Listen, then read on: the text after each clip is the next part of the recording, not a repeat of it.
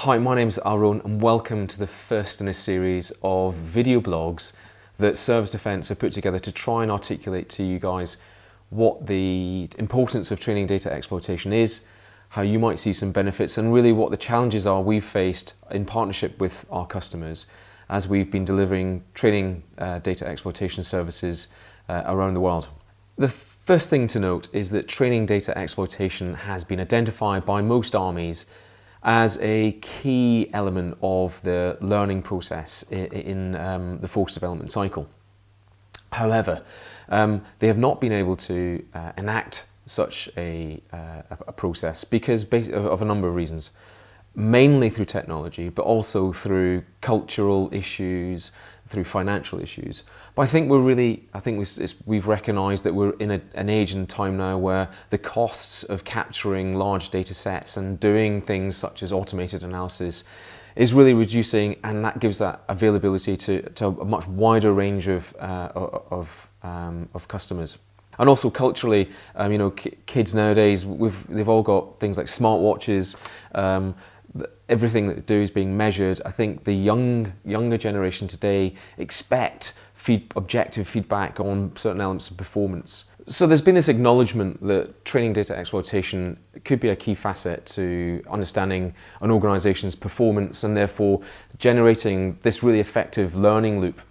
We've seen that in other sectors, finance, health, the sports sector particularly, really has grasped this whole notion of capturing large amounts of data and then doing analysis to improve individual skills and performance that has a manifest impact on the overall effectiveness of that organisation. But how does this apply to the defence sector, and particularly in training? Well, what we've put together is just a series of thoughts on what key changes need to happen within an organisation to get the best effect from any training data exploitation approach. So the first big change is this notion of not just harvesting selective amounts of data, for example, outputs from the back of a virtual simulation system or a live simulation system. It should be a much wider harvesting of all data that occurs within a training event. For example, physiological data, psychological data, data that comes off the back of a vehicle platform in a live exercise, logistics data. All these forms of data provide some kind of insight that someone in the organisation can use to support that performance. And because of this increase or the reduced cost of data capture, storage and subsequent analysis, this is where we see the big change at the moment.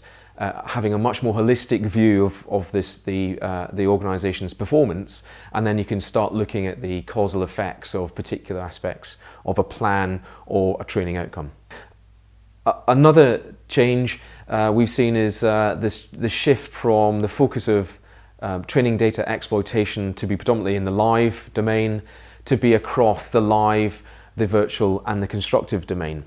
We're seeing this merger between those three types of environment, and there's a requirement to make sure that we fuse the data that comes off those three different types of system to make sure we get, again, an overall view of what's happening within the training environment.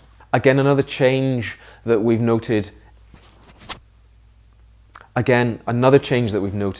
has been this shift away from the performance assessment of an organisation from being subjective, where an observer mentor or an observer controller would be in a training event and they would make an assessment of whether or not they've actually seen a training event or a training requirement being undertaken by an organisation. Again, very subjective. I've seen this tick to a more objective assessment, and what I mean by that is by a observer mentor using a much wider set of collective training tools, such as a TES system or the simulation system, to provide them with feedback and inputs to give them a much better decision on how well an organisation is performing. So it's this shift from purely subjective into a fusion between subjective and objective that we've noted, and we've very much focused that, because ultimately it's down to an individual to make a decision on how well an organisation's performance and what changes need to occur to improve that performance is all very much a human activity. But we think now, with these tools that we've discussed, trainers can make a much better decision on what the outcome is of a training event and what needs to be changed. One of the key changes, and we think a step change in the way that we do our business, is this shift from manual analysis into more automated analysis of the KPIs and metrics that we've been gathering through our data capture systems. And what this means is that, historically, people like us would be sifting through large numbers of cells on an Excel spreadsheet.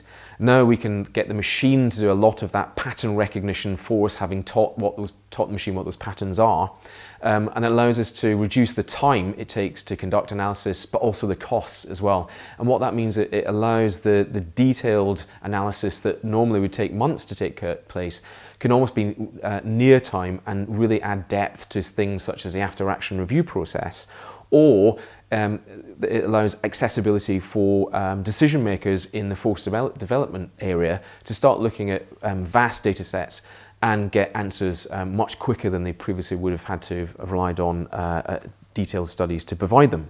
And following on this technology theme, we're also seeing a shift from just the descriptive analytics, which I've just described, into more the prescriptive and predictive analytics, which allows us to start forecasting. For example, when you start seeing a series of patterns in a training event, you probably will be able to work out what the outcome of that training event is, say, for example, in the first 10 minutes of a FAR event. Now, what that allows people to do is to start to understand training outcomes earlier on, and if things aren't going the way that the training event is supposed to go, it allows a training organisation to stop that event and then to start reset, and therefore not waste time and effort, and make better efficiency of the training regime. To be honest, we don't really fully understand the benefits to this prescriptive and predictive analytics approach. But we are seeing the benefits bear fruit, for example, in the sports industry, where you'll have seen the viewer experience, where analysts are sitting in the background providing the viewer with a virtual reality screen of the amount of time that individuals, as for example in a football match, staying within the penalty box. And the amount of time that you stay in a specific area will relate to the amount of time, the probability of you scoring a goal. So that kind of, if you like, ghosting and predictive analytics allows people to understand where a team is going in a particular activity, and you can carry that across into the military world. I think for me, the biggest change that I've noted has been within our customer understanding of the importance of training data exploitation, and an acceptance that it's not just about the training audience. For example, it's not just about enriching an after-action review or for trainers to understand how well the training system's performing. It's for them understanding that the data that they capture and gather and the insights that they can provide can be much more useful across the organisation into the wider and broader community to support such things as acquisition, to support such things as experimentation and research. And what that allows is the joining up of the force development process and creating, if you like, an effective learning loop where everyone's talking the same language, the same metrics, so that everyone understands where they are and where they're trying to get to. And I think that's probably, for me, the first real view of a proper learning organisation where everyone's singing off the same song sheet and going forward in an agreed direction. Thank you very much for joining me in this first video blog. I hope you'll join us for the rest of this series. We'll be covering a diverse area. We'll be looking at soldier performance, looking at how the individual affects the overall collective performance. We'll be looking at information, the challenges of capturing information in the live training environment, and the challenges of the analysis of such large data sets.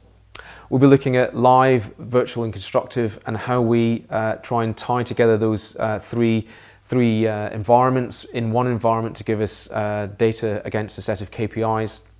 We'll discuss with you the metrics, the importance of having a golden thread that runs through, if you like, from the start of our collection process all the way through to what we deliver in terms of analysis to give you an understanding of the validity of some of the statements that we might make in a report or after-action review. And then finally, I'm going to touch on at the end Hive, which is our products and service which we're presenting at IITSEC this year, which assists us in doing the type of business that relates to training data exploitation. So thank you again. If you're interested in understanding more, please get in touch via the website, which is www.cervusdefense.com.